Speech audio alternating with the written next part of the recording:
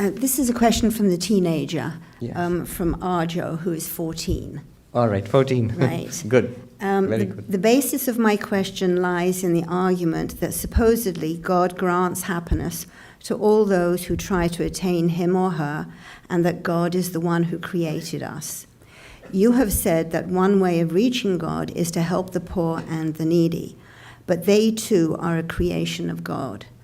Is God therefore biased enough to let them be a test for our so-called goodness, and therefore allows them to lead a life of utmost suffering? At the end of the day, they also are trying to seek happiness and comfort and a life without struggle, and shouldn't God try to grant that? Isn't this contradictory? So Arjya has put his finger on one of the oldest problems in religion.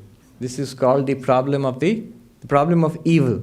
If God exists, why is there suffering? Now, very difficult to answer this in a couple of minutes. But first, we must see the problem. How he has put it is a variation. He has come upon it himself. But the general form of the problem is this. God is all-powerful, if God exists. God is all-powerful, omnipotent. God is all-knowing, omniscient. If God is all-knowing and all-powerful, then God knows the sufferings of everybody. And God is all-powerful, so God can do anything, can remove the sufferings of everybody. Add to this, God is loving. So a loving, powerful, knowing God, why does he not remove the sufferings of people? Do you see the problem? If God was not powerful, see, human parents are loving. You would not want your children to suffer. But you, as human beings, we are limited. We have limited power. Human parents have limited power. You do your best for your children, but that's not enough because human beings do not have that kind of power. So we want that the children should not suffer, but we don't have the power. But suppose the human beings had the power to do everything good for the children, wouldn't you do it? Of course you would do it. Now the heavenly parent, heavenly father or mother, why doesn't he, she, it, who is loving and powerful and knowing, why doesn't it remove suffering? That's the question, the problem of evil. And many, many answers are there. Many, many answers. If I told you some of them, you would be underwhelmed. None of them are very convincing. There's one answer that it is character building. Suffering makes you stronger. But you can immediately object. How does the suffering of a baby make it stronger? A disease or a starving child dies in some underprivileged part of the world. How did it become stronger? Or the suffering of an animal. How is the animal becoming stronger by suffering? I mean, in general, sometimes it does. The classic example is that the pupa, caterpillar, which breaks out of the cocoon and becomes a butterfly. So some experiment I heard, I don't know how true it is, that if you help it, if you remove the covering, then it will not be able to fly because its wings require that exercise to come out. So then argument is given, those who support this theory, like that we need this struggle, suffering, to become spiritually stronger. Maybe in some cases it is true, maybe in other cases not true.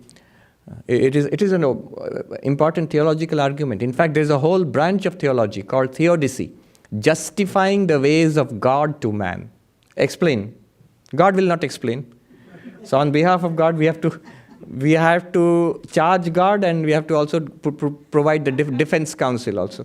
So God is absolutely unconcerned. And many other theories are there. Why is there suffering?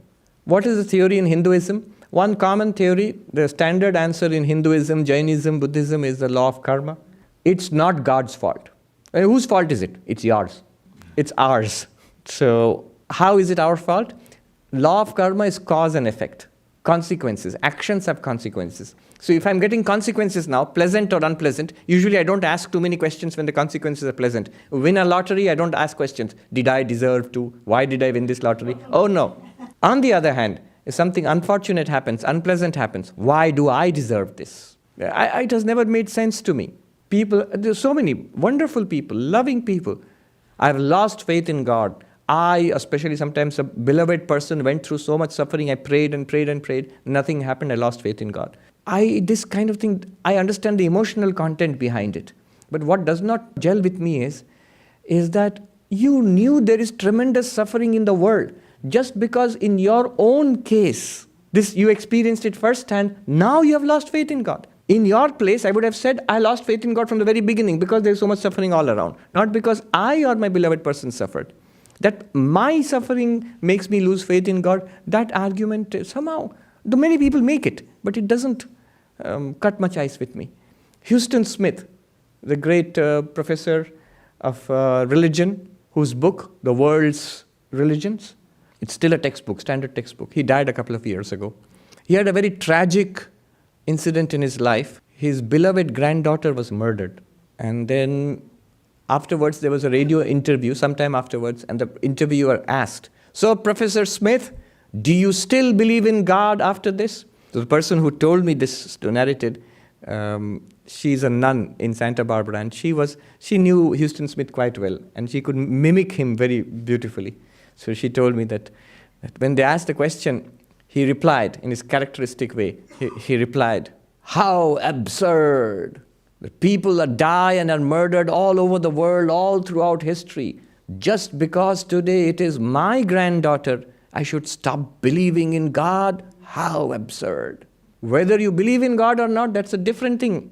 This cannot be a ground for believing or disbelieving. So law of karma is one. Suppose that doesn't cut ice with you. Though that is, I remember there's this book, Professor Arthur Herman, I've referred this earlier also. He was a professor of philosophy in Hawaii University. He wrote a book, The Problem of Evil in Indian Philosophy. But there he has collected the answers, which I mean answers to this question. He has collected the answers, 23 answers. I gave only 2 answers now. 23 answers he has collected to why there is suffering in the world if God exists. 23 answers. None of them are very convincing. So don't be in a hurry to find out what are the answers. But there are different answers. He has collected it from the different religions of the world, philosophies of the world, literature of the world. He has collected those answers. One more answer. Let me see if you like it. Buddha's answer. Not only law of karma. A deeper thing is, as he said, all compounded things decay. Everything is transitory in this world. So, if everything is transitory in this world, whatever situation you have, which you like, is bound to, by definition, melt away after some time. We like certain things and we don't like the rest of it. This situation is good, this person is good, this relationship is good, this food is good, but only for a time being, because it will change. The person will change, your tastes will change, body ages, the world changes. And so the acceptable, pleasant kind of situation which you liked, that will change, bound to change. Therefore, suffering is inevitable. Do you see how the transitoriness of the world will lead to suffering? Inevitably. That's an insight that the Buddha got. All compounded things decay in the world. All things come together and they fall. Whatever has come together will fall apart. Bodies fall apart. Minds fall apart.